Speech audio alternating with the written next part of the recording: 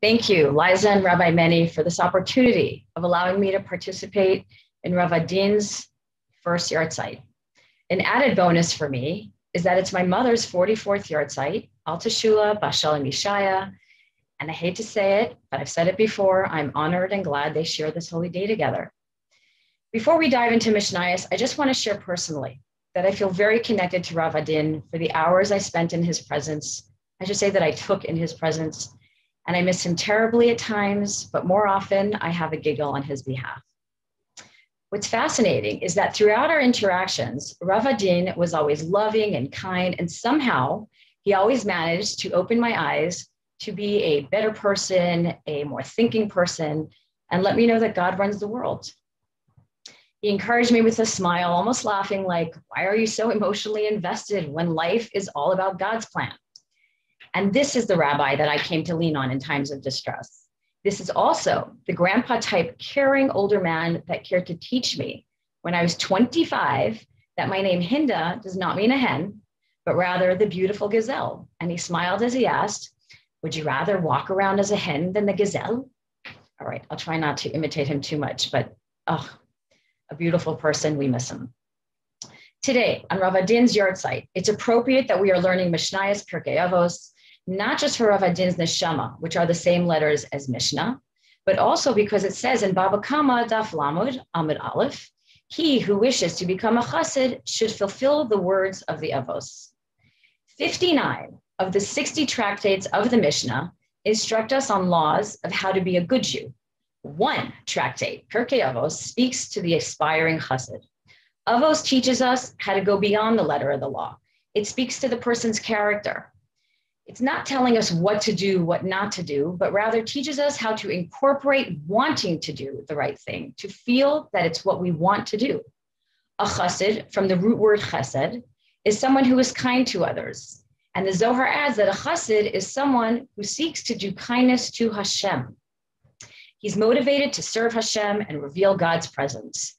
The chassid is an egoless servant of God whose divine soul dominates his spirit and his deed. Hello, Rav Adin. Rav Adin Evin Yisrael ben Avraham was a chassid who absolutely exemplified the words of the Avos. In his book, My Rebbe, sorry, I don't have Exhibit A, but My Rebbe, Rav Adin states that the earliest chassidim can be found in the text of the Mishnah, where it describes a chassid as someone who is stricter than others about fulfilling the mitzvos, but doesn't demand of others what he demands of himself. And that a chassid doesn't do mitzvos out of routine, but rather out of complete devotion and connection that he's trying to have with Hashem. So let's start with chapter 4, Pirkei Avos, Mishnah 1, and we'll break it down into 4 parts. If you're following along, here we are. Here we go, chapter 4, Perek Daled, Mishnah Aleph. Ben Zayma Omer, Ezehu Chacham, Halomed Mikal Adam, Shene'emar Mikol Malamdai Hiskalti, Ki Edo Secha Sichali. All right, 4 parts. This is the first one. Ben Zayma would say, who is wise? One who learns from every man. As it is stated in Tehillim, from all my teachers I have grown wise, for your testimonials are my meditation. On TorahCafe.org, great site, highly plugging right here. One can actually watch videos of Rav Adin giving explanations on the Pirkei Avos, all the chapters. And it's exciting to witness him find humor and delight in the sages whom he analyzes through the statements that they make and the supporting comments that they give. And he talks about them like he's met them before. And he brings their timeline and social network into the picture, who they learned with, or who they lived with, if they were ordained rabbis or not, who their fathers were, who their sons were. And he puts together this whole picture of someone that he knows intimately, it seems, because of how he was able to analyze from their words to how they lived. And Rav Adin literally giggles while he relates the twists of how one might interpret their statements, but how they actually want us to understand it otherwise. Rav Adin gives us a background of Ben Zayma, that his name wasn't Rebbe or Rav or Rabban because he died too young and didn't yet have the time to be ordained as a rabbi. And he relishes in Ben Zayma's humor how he makes a statement and then he brings a supporting statement on his statement, always based in Tanakh. And then he gives a subtle twist so that we can better understand the depth of Ben Zoma. Like I said, amazing to witness Rav Adin teach this. And then you get to hear him say, who is the wise man? The wisest man I know is asking, who is wise? One who learns from those who teach him. Rav Adin humbly explains that wisdom is not someone who can contain wisdom, but rather real wisdom is the ability to learn from every person. So who is wise? Not just someone learning from the scholars. And he laughs as he says, because someone who learns from the scholars can become smarter than the scholars. But a wise man is someone that everyone he meets becomes a scholar he can learn from. Amazing. Continuing in the second part of the Mishnah, Ben Zoma continues, Ezahu Gibor, HaKovesh et Yitzro, Shne'emar, Toiv Erech HaPayim Migibor, Umoishel Baruchai Miloichet Ir. Who is a hero? Who is a strong person? One who overpowers his inclinations. As it is stated in Mishlei, right? So Ben Zoma is bringing down his supporting comment. Better one who is slow to anger than one with might, and one who rules the spirit than the captor of a city. A hero is one that conquers his own desires, his emotions. And it's better to be a quiet, forgiving person than a hero. A person that can conquer his own anger or emotions is more of a hero than someone who can conquer a city. So the strong man isn't someone that can conquer someone else. Rav Adin says Ben Zoma's subtle, fun twist in the pasuk on Mishlei illuminates this idea that quality of heroism is actually in the ability to rule oneself, one's emotion. Gold. All right, moving right along, Ben Zoma continues with the third part of the Mishnah, Ezahu Ashir, reading along inside, holy words, Ezahu Ashir hasameach bechalkai, shene'emar, Yegia kapecha kisaychel, ashrecha v'toivlach, ashrecha ba'olam hazeh, v'toivlach la'olam haba. Who is rich? One who is satisfied with what he has. We're going to hang out here for a while, so get comfy.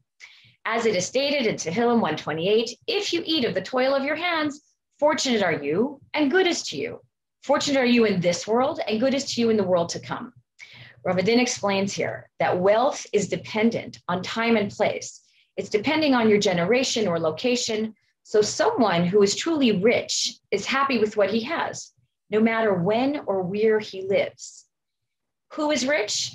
He's the man that's wealthy to a point where he says, there is nothing else I need. Most people, if they have one, they want two. If they have 100, they want 200. So they're still not rich because they have a desire and a need for more. So one may feel rich compared to others, but he himself is not rich yet. The person who is satisfied is the richest of all because he has achieved the peak of riches. And Ben Zoma is saying that you can be a pauper and be rich. You can be a millionaire and be rich because you have no more desire for more in the materialistic world. The verse brought down here is that if you eat of your handiwork, you are happy in this world and the next, and it's not because of your hard work, but because you are a satisfied person. All right, moving into a different topic on this who is rich. One aspect of who is rich is about materialistic satisfaction, and another aspect of being rich is about being happy with where you are at emotionally and psychologically. All right. Sometimes in life, we are thrown into situations that feel challenging, but we need to know that even in this place of hardship and confusion, I need to be satisfied with where I'm at because I'm in the exact space I need to be my happiest self, my most productive self. When it says Ezahu Ashir, who is rich, one who is Osher, from Ayin to Aleph, one who is happy with whatever God dishes out. We don't always like it, but it's what we need, and that's the good, and the good will make us feel rich, and that's the happy. So it says Hashem gives us what we need in life, not necessarily what we want. Therefore, we have to understand this concept in a different way, that happiness for a Jew is more about our relationship with Hashem. Okay, digging a little deeper here. The Jewish people, the chosen nation, crave this connection as we have a part of Hashem within us, and if we are not connected to him, we are ignoring our own identity because having God inside of us and connecting to that is a basic need that we each have. There's only one time that we should not be happy with our lot, and that is with spiritual matters. We should constantly strive to be like those that are spiritually greater than us. And the Alter Rebbe in chapter 11, Tanya, quotes Rav Elazar, the son of Rabbi Shimon, one of my favorite quotes here. You'll know why in a second. Weeping is lodged in one side of my heart and joy in the other. Rav Elazar said this when he heard from his father, the great Rashbi, Rabbi Shimon Bar Yochai, who was explaining to his son Rav Elazar the Kabbalistic insights on the destruction of the Beis Hamikdash. So on one hand, Rav Elazar was heartbroken by all the details he was hearing about the enormity of the destruction. But on the other hand, his soul was on fire by learning about the mysteries of the Torah. It was in a state of joy hearing about the beauty of Hashem's Torah. So we need to recognize that life is a paradox and our reality is real. It cannot be ignored. We'd be weirdos if we didn't understand that, like, oh yeah, sure, everything's great. But like, we need to understand that reality is something that's actually holy. If it's happening, it's real because God gave it to us. Rabbi Yitzchak Ginsburg always says, you can be sane and insane at the same time. We need to be aware of our challenges, but simultaneously know that Hashem gives us what we need, and we need to try and be happy for it. Easier said than done, but worth the effort. So we need clarity, and we need to reevaluate our perception of reality. Circumstances and details in our life are always good, but we don't always see it like that because of our misconceptions. It's big. So how do we get happy? By finding joy in God's joy. The Rebbe instituted, the Lubavitcher Rebbe instituted the 12-step program, that's not what he called it, in which we teach every Jew from the youngest age possible these 12 foundational steps in being a mensch, in owning our Yiddishkeit. So he gave us the 12 psukim that you can ask any little kid from Chabad that starts from a very young age. When they start learning Torah, these are the 12 psukim based on Tanakh that they start with. And the last of these 12 is based from Tehillim, chapter 149, where it says, Yismach Yisrael b'osav, Israel should rejoice with his maker. And the Alter Rebbe expounds here in Tanya chapter 33, and he explains, Perush, Shekol Mishahu Mizer Yisrael, Yesh lo l'smoyach b'simchas Hashem, asher sas b'sameach b'diroisa b'tachtainim. Every Jew from the seed of Israel could lean on God's joy because God rejoices and is happy in his dwelling place down in this world. You are in it. So no matter what's going on in our life, and no matter what we have or we don't have, in life we have reason enough to be happy simply by the fact that Hashem is happy with me. If I'm alive, Hashem is already happy with me because he's recreating me every moment, and he chose for me to be here. So he's already happy. He knows that I have a purpose. This alone, I can lean on Hashem's joy in having me here.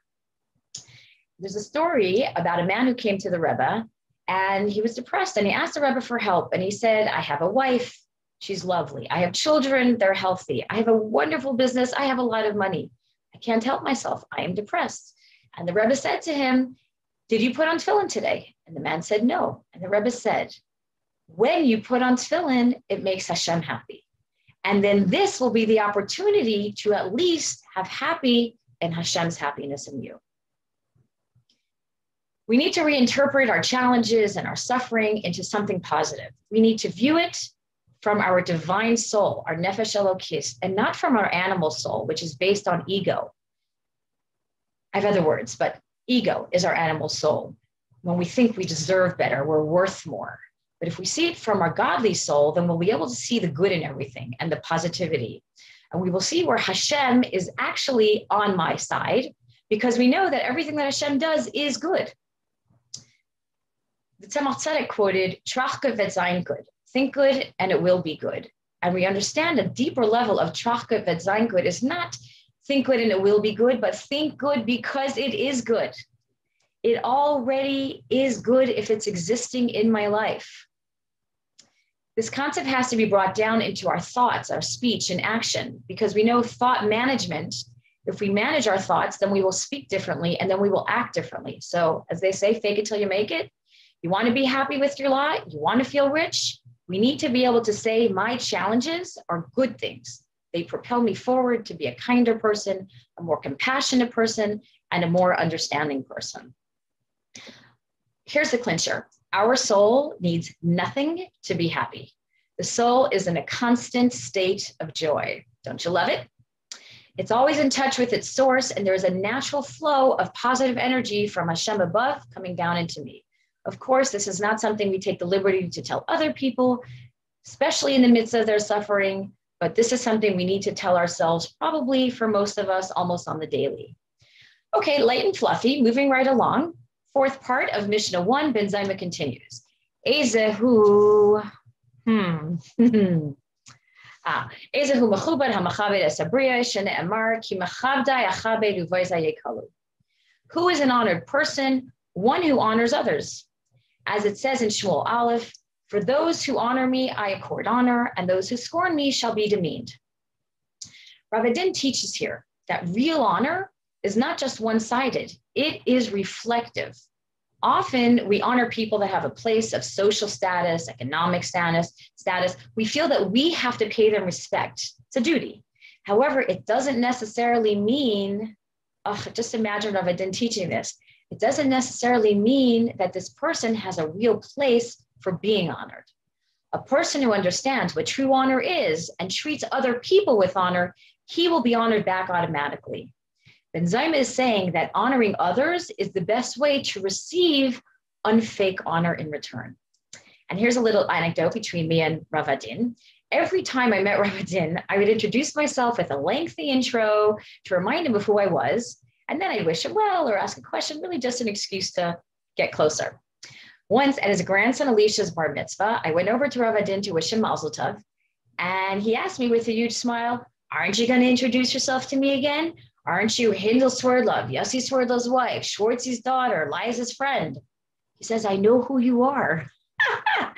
And I was honored because I never thought that a busy genius like Rav Adin, a rabbi like him, would remember someone just regular, someone just like me. But you give honor, you get honor, you get honor, you give honor. And he understood this. Okay, time constraints here. We're not going through the whole Mishnah. We are going to skip to Mishnah 18. Hold on a second. You're following along, Rabbi Shimon. Rabbi Shimon ben Elazar Aimer, Al tiratze es chaverecha b'shas kasoi, v'al tenachamehu b'sha'a shemesai muto lefanav, v'al teshaloi b'shas nidroi, v'al tishtadel l'orsai b'shas kalkolasai. Rabbi Shimon, the son of Elazar, would say, do not appease your friend at the height of his anger. Do not comfort him while his dead still lies before him.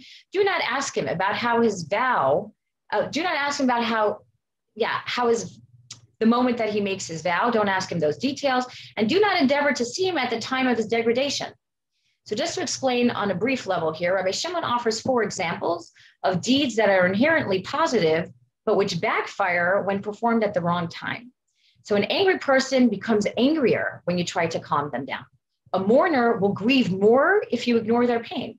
Someone who takes a vow will take it on even more strongly if feeling challenged by your questions. And someone who is humiliated will be even more embarrassed if you're there to witness it.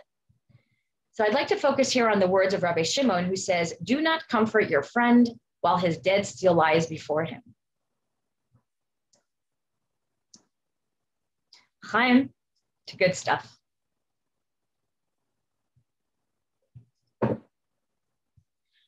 Rav Adin taught me this lesson alongside who is rich, one who is satisfied with what he has. And I've shared these words before, but I've gotten very positive feedback, how the following was extremely helpful to many. So I'm taking the liberty here to share it again because it fits in. So when my daughter Shula passed away almost 12 years ago, I went to Rav Adin's office to ask all my deep and dark questions. And he was kind and sweet and gentle. And he let me cry for 3 whole hours of his precious time.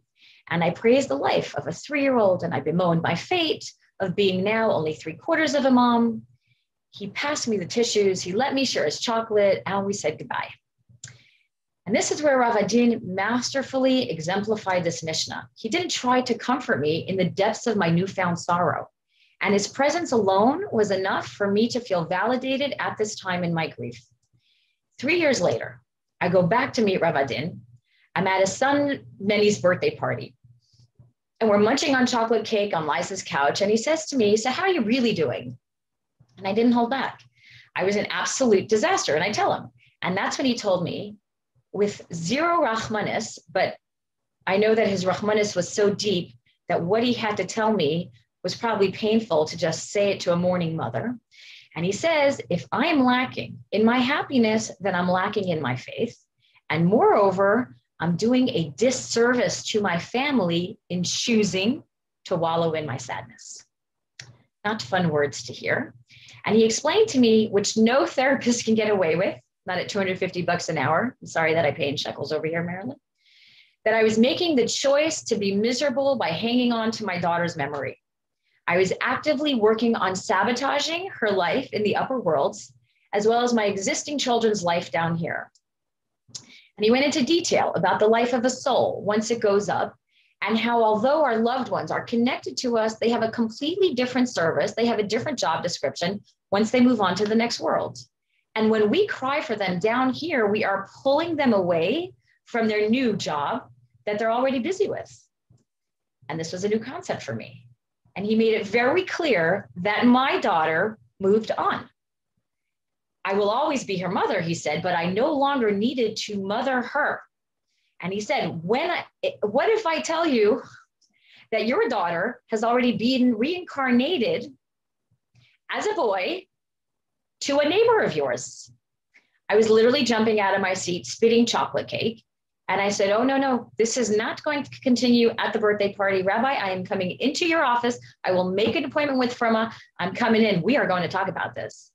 And Rav Adin, I came back in, and Rav Adin still stuck to this routine of tough love to talk some sense into me. And he went on with examples of how I was hanging on to Shula, much like a child picks off a scab again and again. Sorry, Rabbi, but I'm going to use your voice. People like it. Again and again. You see the blood dripping down. You just want to keep seeing the blood dripping down. You don't want it to heal. Well, I got it. And Rav Adin's advice helped me with a major shift at that 3-year mark in healing. And I started to thrive and not just survive. Again, this is not something we tell other people. This is something we need to tell ourselves. He also advised me at this point to stop going to Shula's grave so often.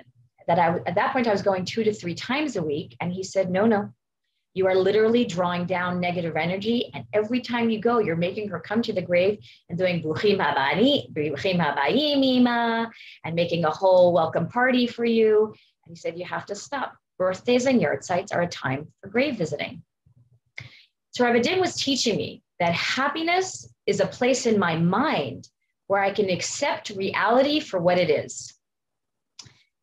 I just want to add here that the lesson of do not comfort the mourning while his dead lies before him is vital for so many of us today who know people right now who are grieving from incidents over the past few months of crushing incidents and collapsing incidents and death from COVID, et cetera, and all our personal issues. So this is not the time while they're mourning to comfort them. It's just a time to be present and listen. I'd like to end here by addressing the entire Evan Israel family with an excerpt of a letter of comfort from the Lubavitcher Rebbe, where he addresses a man who recently lost his father. And the following message is something that Rav Adin taught me repeatedly.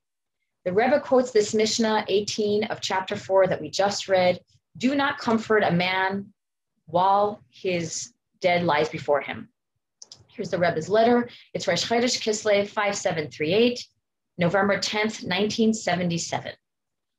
Okay, I'm not going to read the whole letter, so I'm just going to ... every time the Rebbe is talking, not to ignore his words. ... One general answer, which is really self-evident, though hard to accept in a state of emotional upset, as the Torah says, it is difficult for a person to accept consolation in time of grief. We know where he says it. We know where the Torah says it, that the soul is eternal, ... Physical illness that affects the body can only terminate the union of body and soul, but not the soul itself. ... The real bond between people, the Rebbe continues, and members of a family is a spiritual one. For what makes the person real is not his flesh and bones, but his character and spiritual qualities. Hence the bond remains. ...